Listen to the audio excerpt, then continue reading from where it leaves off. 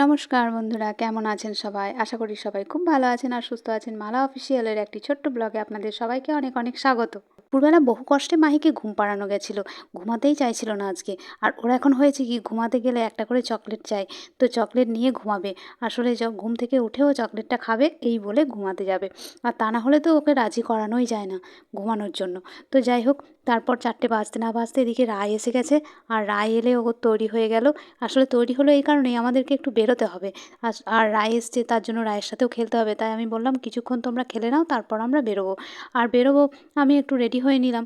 এই যে শাড়ি পরে নিয়েছি একটা, আর শীতের দিনে খুব একটা রেডি হতে হয় না, কারণ সোয়েটার আর চাদর তো নিতেই হবে। তাই সোয়েটার একটা পরে নিয়েছি, সবুজ রঙের, আর নীল রঙের একটা শাড়ি পরে নিয়েছি, সাথে লাল রঙের দুটো দুলও পরে নিয়েছি। দেখুন, যদিও সব ঢাকা পড়ে যাবে চাদরের মুড়ে। তো যাই হোক, আর এদিকে ছাদে দেখলাম বেশ জামা কাপড় মেলা আছে, তো ওই ছাদে জামা কাপড়গুলো একটু তুলে নিয়ে চলে এলাম। আর তারপর আমরা বেরিয়ে পড়েছি বাইকে করে। হ্যাঁ, আর যেহেতু ওর একটু সময় ছিল, তো তাই জন্য আমাদেরকে নিয়ে একটু বেরোলো। আমার একটা জায়গা যাওয়ার আছে, একজনের সাথে দেখা করার আছে। সেটা হচ্ছে আমাদের পরমাত্মার সাথে দেখা করতে যাব আমি। আমার বেশ কিছুদিন ধরে মনে হচ্ছিল যে আমি একটু যাব এই জায়গাটা। তো সেটা হচ্ছে আমাদের কীর্ণাহারের পাশেই পরোটা গ্রামে একটা মন্দির আছে, সেটা হচ্ছে মহাপ্রভুতলা মন্দির।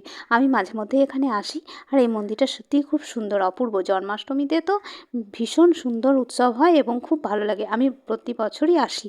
তো এখন যখন আমরা এলাম, তখন দেখছি বেশ ভালো সময়েই এসে গেছি, সবে সন্ধ্যা হয়ে আসছে। তো সেই সময় সন্ধ্যা জ্বালবে এমন সময় আমরা পৌঁছে গেছি। তাই মন্দিরটা খোলাও ছিল। আর এক দিদি সন্ধ্যা দিচ্ছিল, তো তার জন্য আমরা ভিতরে ঢুকতেও পারলাম, মাহিও ঢুকলো। আর তারপর মন্দির থেকে ফেরার পথে ও বলল কিছু খাওয়ার জন্য, কিন্তু না, বাইরে আর আজকে কিছু খাবো না। তাই জন্য আমরা নিরামিষ চপ কিনে আর মিষ্টি কিনে বাড়ি ফিরে গেলাম। আর এই যে ওকে বললাম যে দুটো চপ নাও, তো ও দুটো খেতে রাজি হলো না, তাই ও একটা খেলো। আর আমরা বাকি সবাই একটা একটা করেই খেয়েছি। তো যাই হোক, এই ছিল আমাদের সন্ধ্যাবেলাকার আজকের ভিডিও। ভালো লাগলে অবশ্যই লাইক করবেন, আর আমাকে এগিয়ে যেতে আরও সাপোর্ট করুন। তো আপনারা ভালো থাকুন, সুস্থ থাকুন, দেখা হচ্ছে পরের ভিডিওতে।